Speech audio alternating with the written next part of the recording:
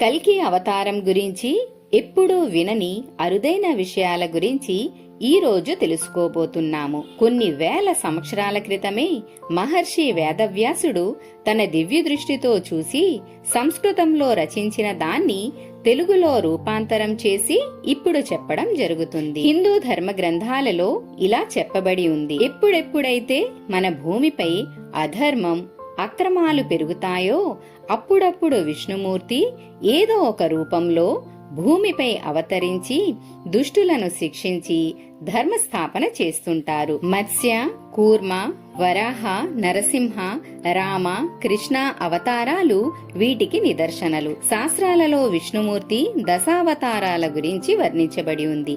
వాటిలో 9 అవతారాల గురించి మనకు ముందే తెలుసు. ఆ అవతారాల గురించి కూడా మీరు తెలుసుకోవాలి అని అనుకుంటే డిస్క్రిప్షన్లో ఉన్నాయి, వెళ్లి చూడవచ్చు. చివరిగా 10వ అవతారం కల్కి అవతారం. ఇది కలియుగాంతంలో అవతరించబోయే అవతారం. ఎప్పుడైతే కలియుగం చివరి దశకు చేరుకుంటుందో అప్పుడు విష్ణుమూర్తి కలిపురుషుణ్ణి సంహరించి కలియుగం అంతం చేసి ధర్మయుగాన్ని ఆరంభిస్తారు అని శాస్త్రాలలో చెప్పబడి ఉంది. కల్కి అవతారం అనేది ఇప్పటికీ ఒక రహస్యంగానే ఉంది. దాని గురించి తెలుసుకోవాలనే ఇంట్రెస్ట్ చాలా మందిలో ఉంది. అవి ఏంటంటే, అసలు విష్ణుమూర్తి కల్కి అవతారం ఎప్పుడెత్తబోతున్నారు, ఎలా ఎత్తబోతున్నారు, అతని రూపం ఎలా ఉంటుంది, అతని వాహనం ఏంటి అనే వాటి గురించి చాలా ప్రశ్నలున్నాయి. వీటన్నింటికీ జవాబులు శ్రీమద్ భాగవతంలో వర్ణించబడి ఉంది. వాటి గురించి ఇప్పుడు మనం తెలుసుకుందాం. భగవద్గీతలో శ్రీకృష్ణుడు ఇలా అన్నారు: భూమిపై ఎప్పుడెప్పుడైతే పాపం పెరిగి అధర్మం తాండవిస్తుందో అప్పుడప్పుడతడు అవతరిస్తారు అని అన్నారు. శ్రీమద్ భాగవత పురాణంలో 12వ స్కందంలో ఇలా రాసి ఉంది: కల్కి అవతారం అనేది కలియుగ అంతం మరియు సత్యయుగం యొక్క సంధికాలంలో జరుగుతుంది.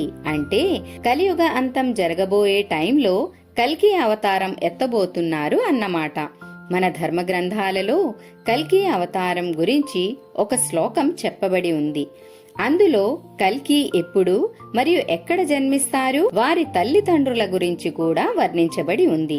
ఆ శ్లోకం ఇలా ఉంది: సంబల గ్రామ ముఖ్యస్య బ్రాహ్మణస్య మహాత్మనః భవనే విష్ణు యశసః కల్కి ప్రాదుర్భవిష్యతి. అనగా సంబల అనే గ్రామంలో విష్ణుయస్ అని శ్రేష్ఠ బ్రాహ్మణుడికి పుత్రుడుగా కల్కి జన్మిస్తారు. ఇతడు దేవదత్ అనే గుర్రంపై సవారి చేస్తూ తన కత్తితో దుష్టులను శిక్షించి సత్యయుగాన్ని ప్రారంభిస్తారు. ఈ కల్కి అవతారం అనేది నిష్కలంకమైన అవతారంగా చెప్పబడుతుంది. కల్కి దేవుడి తల్లి పేరు సుమతి అని. అంతేకాదు అతనికి 3 అన్నలు కూడా ఉంటారు. వారి పేర్లు సుమంత్, ప్రాజ్ఞ, కవి అనియు. అతని పూజారి గారి పేరు యజ్ఞవల్లభుడు మరియు పరశురాముడు అతని గురువుగా ఉంటారు అని చెప్పబడింది. అతడికి పద్మ మరియు రమ అని 2 భార్యలు మరియు జై, విజయ్, మేఘమాల్, బలాహక్ అని 4 కుమారులుంటారు. విష్ణుమూర్తి ఈ అవతారాన్ని కలియుగ అంతంలో ఎత్తి అధర్మవంతుల్ని సంహరించి ధర్మస్థాపన చేస్తారు. ఇప్పటికి కలియుగం స్టార్ట్ అయి చాలా తక్కువ సమయమే అయింది గనక ఇంకా ఈ అవతారం ఎత్తుటకు చాలా టైం ఉంది. ఎప్పుడు స్వామి అవతరిస్తారా అని ఇప్పుడు మనం కేవలం వేచి చూడడం మాత్రమే చెయ్యగలము. మీరు కూడా నాలానే ఈ జన్మలోనే కల్కి దేవుని అవతారం చూడాలన్న కోరికతో ఉంటే కామెంట్లో మీ కోరికలను తెలియజేయండి. ఈ వీడియో మీకు నచ్చిందని ఆశిస్తున్నాను. వీడియో మీకు నచ్చితే లైక్, సబ్స్క్రైబ్ చేసి బెల్ సింబల్ని క్లిక్ చేయండి. మీ శ్రేయోభిలాషి సాయి శారద.